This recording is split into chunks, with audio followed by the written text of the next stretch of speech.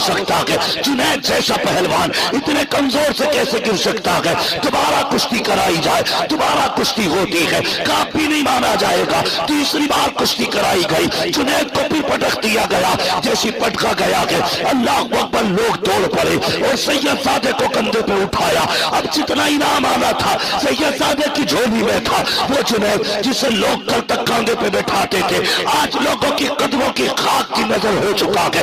आज कोई हाथ पकड़ने वाला नहीं है। सारे जुनैद को जमीन पे लेटा हुआ छोड़ गए। जुनैद तूने नाक कटा दी है, तू दरबार का दरबारी नहीं लगा है, ये कह के सबने टुकरा दिया। अल्लाह अकबर, जुनैद है किसी वादे के बारे में सोच रहे हैं। हजरत जुनैद बगदादी आखिर में उठे, मिट्टी साफ की, अपने घर की तरफ आए हैं। कभी दुनिया की इज्जत का ख्याल आ रहा है, कभी आखिरत के ताज का ख्याल आ रहा है। कभी सोचते हैं जुनैद इतना बड़ा होता तूने गवा दिया, कभी सोचते हैं वो ताज भी तो कम नहीं है जिसका वादा नबी के बेटे ने किया था। कभी ख्याल आता है यार जो वादा किया गया है क्या वो वादा सच्चा है कि नहीं? फिर दिल कहता है सैयदजादा का झूठ तो नहीं बोलेगा, वादा सच्चा लगा है। फिर दिल ने कहा जुनैद ये तो बता कयामत कब आएगी? ये सोचते सोचते रोए और सो जाते हैं। कहते जब आंख लगी तो क्या देखा? मदीने शरीफ से नूरानी बादल आया। उस नूरानी बादल से एक नूरानी चेहरे वाला आया। खुदा की कसम वो कहते उससे पहले भी एक बादल आया,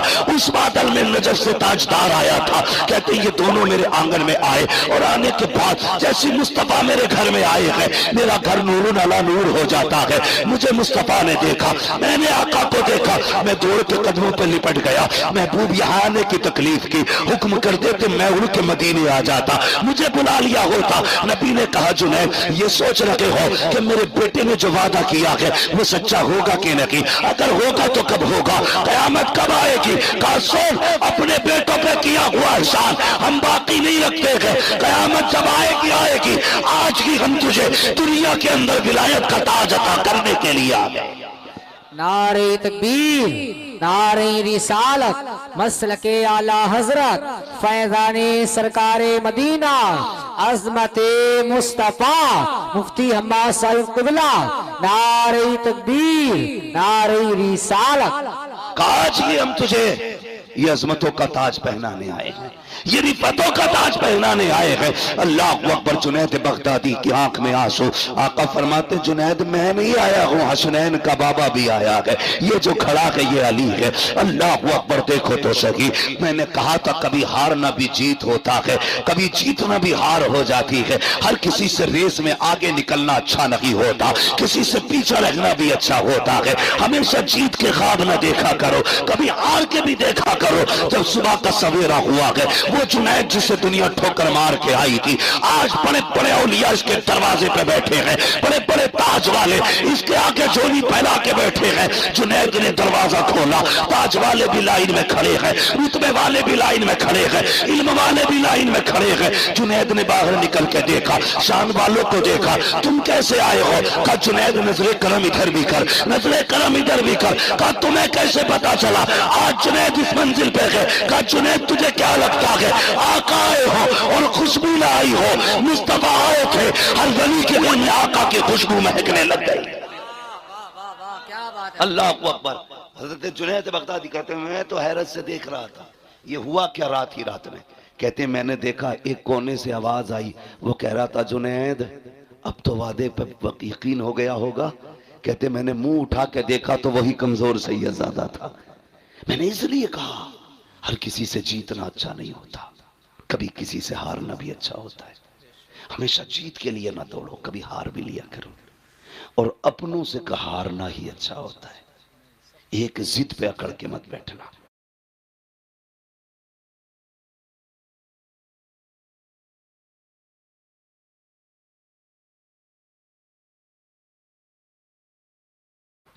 कई घरों को आग लग गई यार, कई घरों को आग लग गई।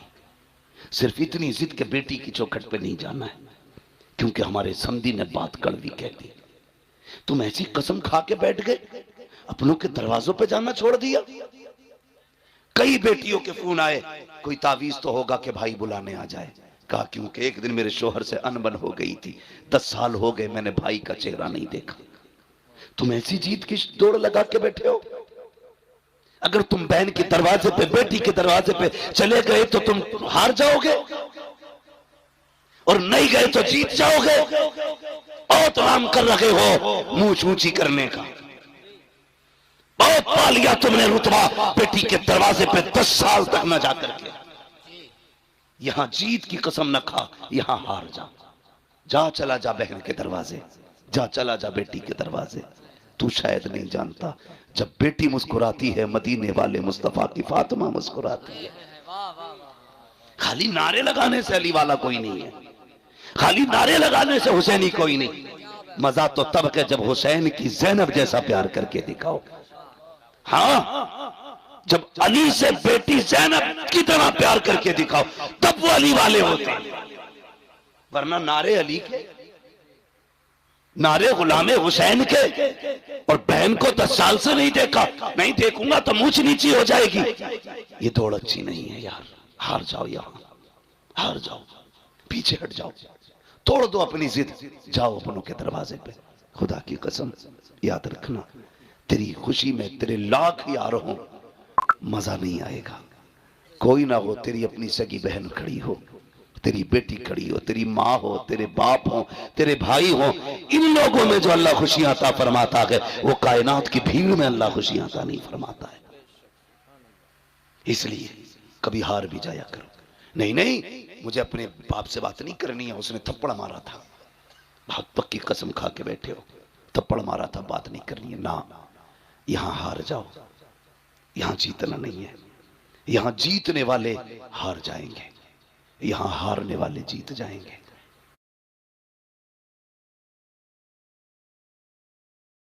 दाढ़ी गया, दाढ़ी थी इसलिए किसी ने लड़की नहीं दी, नहीं गया ना। नहीं, दाढ़ी वालों की भी शादी होती है, बेदाढ़ी की वालों की भी शादी होती है। मगर फर्क क्या है? दाढ़ी वालों की देर से शादी होती है, बेदाढ़ी वालों की जल्दी हो जाती है। उसकी भी वजह है, क्योंकि जिनकी दाढ़ी होती है ना, उनके घर में नेक बीवियां आया करती हैं। बेशक बेशक। और नेक बीवियां आसानी से नहीं मिला करती हैं जी, सैकड़ों में चंद होती हैं, बेशक, बल्कि हजारों में कुछ होती हैं। जी मुफ्ती साहब, इसलिए अगर ये चाहते हो तेरे घर में बीवी पास आए, निकाह से पहले दाढ़ी रख, अल्लाह तेरे निकाह में खातून जन्नत की कनीज अता फरमाए। बेशक, सुभान अल्लाह सुभान अल्लाह। रखेंगे इंशाअल्लाह, इंशाअल्लाह। जोर से बोलो। और ससुरों, जो ससुर होते हैं, ससुर, उनसे भी मेरी एक गुजारिश है, दामाद ढूंढो तो दाढ़ी पहले देख लो। समझ गए ना जी, दामाद देखो तो दाढ़ी पहले देख लेना। इसलिए कि जिसकी दाढ़ी होगी ना, वो ऐबदार भी होगा तो खुल्लम खुल्ला नहीं होगा। सीधी बात है भाई, वो अल्लाह ऐलान जुर्म नहीं करता होगा जी। अगर ये चाहते हो तुम्हारी बेटी सुख में रखे, तो फिर ढूंढ मुस्तफा का नौकर। इसलिए कि जो रब का हक अदा कर सकता है, वो तेरी बेटी का भी हक अदा कर सकता है। बेशक, सुभान अल्लाह। और जो रब से नहीं डरता, वो ससुर से भी नहीं डरता। जी, ये कान खोल के सुन लियो, जो रब से नहीं डरता वो ससुर से भी नहीं डरता। अगर रिश्ते में तलाश करोगे तो तावीजों की जरूरत कम पड़ेगी, लेकिन हमारी कौम डटी पड़ी है तावीजों पे। कुछ मिले ना मिले, बस तावीज दिलवा दो जी। आधा किलो का तावीज डाल लेगा गले में। ये 10 ग्राम की दाढ़ी नहीं रखी जाती। जी जी, खुदारा दाढ़ियां रख लो, फिर देखो तावीज की जरूरत ही नहीं पड़ेगी, तावीज की जरूरत ही नहीं पड़ेगी। हुजूर की सुन्नत है, सजा के देखो ना, चेहरा मुस्तफा जैसा बनाओ, लिबास उनके जैसा पहनो, फिर देखो जिंदगी में कितने इनकलाब आते हैं। बेशक बेशक। हम तो नमाज पढ़ी और टोपी उतारी और झटका दिया, जेब में सरका दी। जी, कब निकलेगी? या तो अगले जुम्मे को निकलेगी या फिर अगली नमाज में। और कहता लोनियां बिना दुपट्टों के घूम रही हैं। सीधी बात है जी, जब से तुमने टोपियां उतार दी, बेटियों ने दुपट्टे उतार दिए हैं। जी बेशक। तुम टोपियां ओढ़ना शुरू कर दो, बेटियां दुपट्टे ओढ़ना शुरू कर देंगे। जी, बहुत करेंगे इंशाल्लाह ये काम, ओढ़ेंगे टोपी इंशाल्लाह, इंशाअल्लाह, ओढ़ेंगे इंशाल्लाह। इंशाअल्लाह। अगर मैं पूछ लूं भाई जो जलसे में बैठे इन पे टोपी क्यों नहीं, दो बातें कहेंगे, है नहीं या भूल गए। दो बातें, है नहीं या भूल गए। जी अगर दावत में जाते हैं जलजीरा नहीं भूलते, जी, वलीमे का खाना हो तो पानी की बोतल नहीं भूलते, जी जलसे में आए तो टोपी भूल गए। अच्छा खरीद ही नहीं, जूता 1600 का खरीदेगा, 5 रुपए की टोपी नहीं खरीद पाता। क्या बात है। मेरे भाई गुजारिश इतनी है, हमारी पहचान टोपी है, लिबास है। कुछ जरा दिल पे हाथ रख के बताओ, स्कूल है आपके इलाके में? बोलो, स्कूल है जी। अच्छा, स्कूल जो है उनकी अपनी ड्रेसें भी होंगी, होती है कि नहीं? होती है। किसी स्कूल की ड्रेस अगर ब्लैक एंड व्हाइट हो, ठीक है, दूसरे स्कूल की ड्रेस किसी और कलर की हो, तीसरे स्कूल की ड्रेस कलर की हो, अलग अलग कलर की ड्रेस हो, अगर ब्लैक एंड व्हाइट पहन के कोका कोला ड्रेस वाले स्कूल में जाए, वो जो दरबान खड़ा होगा रोक देगा, भाई किधर जा रहा है जी। वो कहेगा स्कूल में। किस स्कूल का इसी स्कूल का हूं। वो कहेगा तेरी ड्रेस इस स्कूल की नहीं है जी। तेरी ड्रेस बता रही है तू उस स्कूल का है जी। जा अपने स्कूल में जा, तो उसका स्कूल का दरबार अपने स्कूल के अंदर दूसरे ड्रेस वाले को नहीं आते दे सकता। तो तुम्हें क्या लगता है जन्नत में हर ड्रेस वाला चला जाएगा? आहा, क्या कह दिया। जन्नतियों की भी अपनी एक ड्रेस है। अगर इंग्लिश मीडियम पढ़ने वाले तलबा का लिबास अलग है तो मुस्तफा की उम्मत का लिबास भी अलग है। अगर स्कूल जाने वाले के बैच के लिए अलग कैप होता है तो मुस्तफा की उम्मत के जवान की टोपी होती है। अगर स्कूल में पढ़ने वाला बच्चा टाई पैंट में जाता है तो फिर मुस्तफा का उम्मती टोपी और कुर्ते पजामे में नजर आना चाहिए, ताकि जब कयामत में जाओ चेहरे पे दाढ़ी हो, फरिश्ते पूछे किधर जा रहे हो, कहा जन्नत में, कहा अलामत क्या है, दाढ़ी दिखा के कहते ना हुजूर की सुन्नत है, उन्हीं का गुलाम बन के जन्नत में जा। बेशक, सुभान अल्लाह सुभान अल्लाह। इसलिए चेहरों पे दाढ़ियां सजा लो ताकि गेट पास मिल सके। अपनी तो सीधी बात है, वरना ऐसा कोई धन्ना सेठ नहीं है तुम दाढ़ियां मुंडाते रहो, सुन्नत की पमाली करते रहो और नारे रिसालत के नारे लगाते रहो, हुजूर को तकलीफ नहीं होगी। अगर इस धोखे में हो तो निकाल देना अपने आप को। जब तक पूरी कोशिश नहीं करेंगे हम रसूल को राजी करने की, उस वक्त तक गलतियां भी कितनी अंदाजे से माफ हो सकती हैं जी। खुद से तो कोशिश करो ना, बदलो अपने आप को। डॉक्टर इकबाल ने कहा था कि मोहम्मद से वफा तूने तो हम तेरे हैं जी। क्या कहे, ये जहां चीज है क्या लोहो कलम तेरे। वाह वाह। अल्लाह आपको सलामत रखे, बदले अपने आप को, चेहरा मुस्तफा वाला बनाए, लिबास मुस्तफा वाला बनाए। और अगर गलती हो गई है ना बंदे से, तौबा कर लो, बड़ा करीम है वो कहता 50 साल गुनाह किए ना, एक बार रो के दिखा दे, बस एक बार, मैं तेरी जिंदगी के सारे गुनाह बख्श दूंगा। वाह माशाअल्लाह। हाँ, पूरे गुनाह बख्श दूंगा। मालिक बख्शे कैसे जाएंगे? फरमाया सुन, जब किसी के यहाँ ना सुनी जाती हो ना, मेरे महबूब के मदीने आ जाना जी। वाह। उनकी चौखट पे आके कहना मैं मुजरिम हुआ आका मुझे साथ ले लो, कि रस्ते में है जा बजा थाने वाले। मालिक क्या मिलेगा? फरमाया महबूब ने कह दिया ना, मैं फिर तेरे सारे गुनाह बख्श डालूंगा। आला हजरत ने फरमाया था आता है फकीरों पे उन्हें प्यार कुछ ऐसा, खुद भीख दे और खुद कहे मंगते कब भला हो। अल्लाह अकबर। कहते हैं अगर वक्त अजल सर तेरी चौखट पे धरा हो, जितनी हो कज़ा एक ही सजदे में अदा हो। तो कभी रो लिया करो, अल्लाह को राजी करने की कोशिश करें। रात को दुनिया सोती हो ना, उठ जाया करो, आँख खुल जाया करे ना, उठ जाया करो। अल्लाह तौफीक दे तो वुजू करे, मुसल्ला बिछाए, 2 रकात पढ़ ले। अगर ये भी तौफीक ना हो तो खाली बिस्तर से उठ के जमीन पे बैठ जाओ। ये भी ना कर सको ना, फिर बिस्तर पे ही उठ के बैठ जाओ, बिस्तर पे ही उठ के बैठ जाओ। वो कहता चल बिस्तर पे भी नहीं बैठ सकता ना, आँख खुल गई है, गुनाह याद कर ले, मेरी अता याद कर ले, बस इतना कह दे मालिक बख्श दे, बड़े पाप हुए हैं। वो कहता सुन, 2 जुमले कहना तेरा काम है, तेरे नामे आमाल को नेकियों में तब्दील कर देना ये मेरा काम है। जी बेशक। अपने रब से रिश्ते मजबूत करें, हुजूर से रिश्ते मजबूत करें। और मैंने क्या बात कही थी जो मैं बात कर रहा था, कहाँ खोले हैं गेसु यार ने खुशबू कहाँ। वाह वाह, क्या कह। भाई मैं इस चीज से बहुत बचता हूँ, आपकी खुशनुदी के लिए 2 बातें आपको खुश करने की कह के चला जाऊं। बस मेरा अपना एक उसूल है, मैं आईना हूं दिखाऊंगा दाग चेहरे के, जिसे खराब लगे सामने से हट जाए। हाँ, हर एक को अपनी गुफ्तगू भी हजम नहीं होती है। वो सोच के आते हैं जन्नत बांटेगा, जन्नत मेरे बाप की नहीं है जो मैं बांटूंगा, जन्नत है रसूल पाक की। जन्नत उसे मिलेगी जिसे मुस्तफा चाहेंगे। बरेली के इमाम ने कहा था तुझसे और जन्नत से क्या मतलब, वहां भी दूर हो, हम रसूलुल्लाह के, जन्नत रसूलुल्लाह। बेशक सुभान अल्लाह। लेकिन शर्त है उनसे जन्नत लेने का मुंह बना लिया जाए, मुंह बना लो, वरना पता चले ऊपर 40वां हो रहा, नीचे लठियां चल रही हैं। इसलिए कम से कम कुछ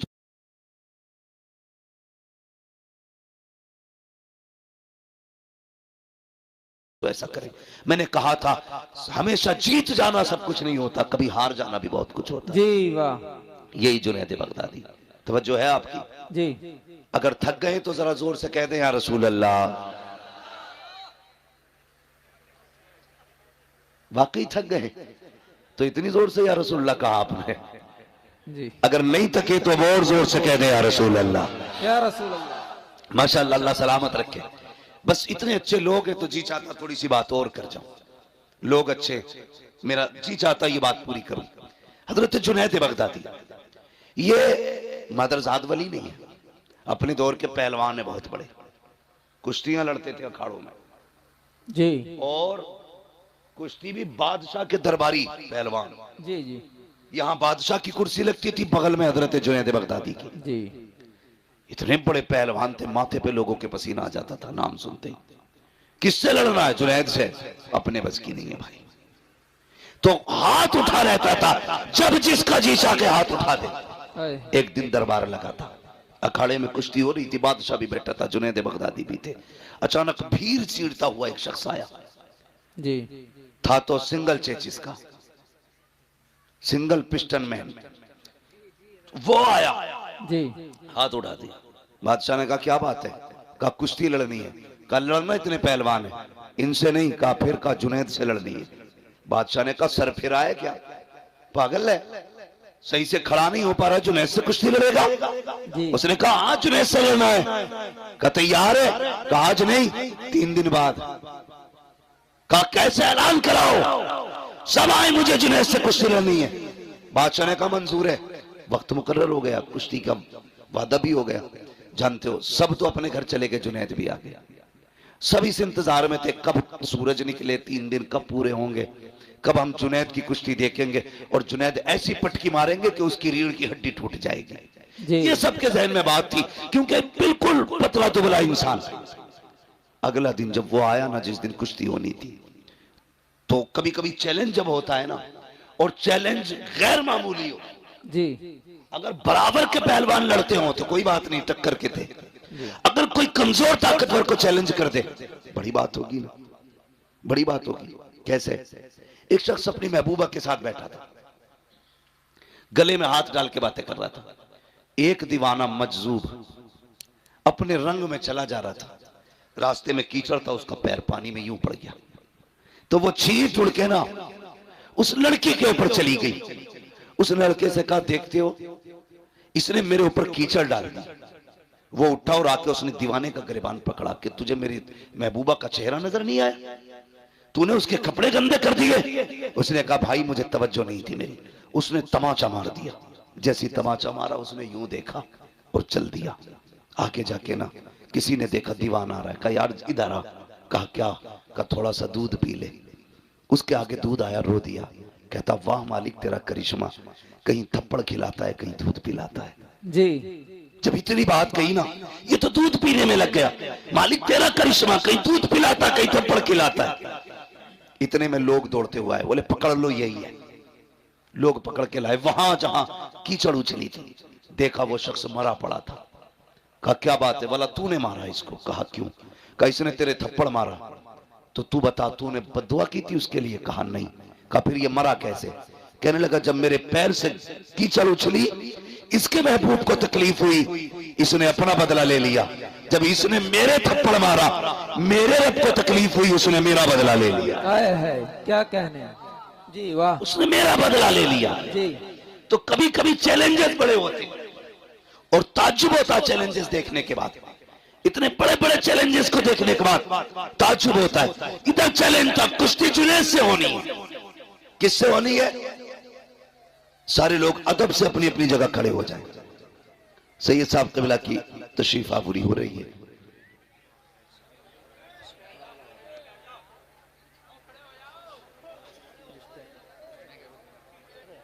हजरत को आने में कोई परेशान न करे, मुसाफे की वजह से भीड़ लगाएंगे फिर वक्त जाए होगा। हजरत आ रहे हैं, इसलिए कोशिश ये करें अपनी जगह पे ही खड़े रहें सारे लोग। स्टेज तक तो गाड़ी आ गई।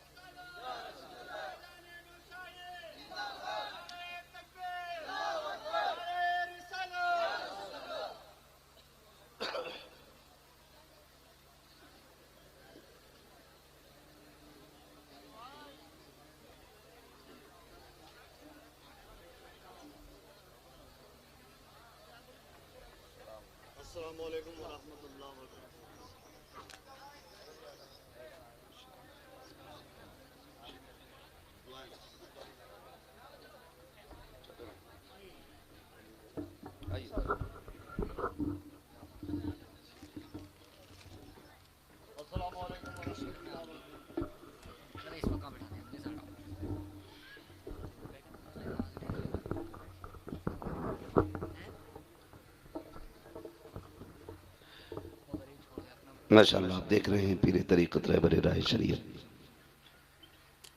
हुज़ूर सैयद साहब क़िबला की आमद हो चुकी है।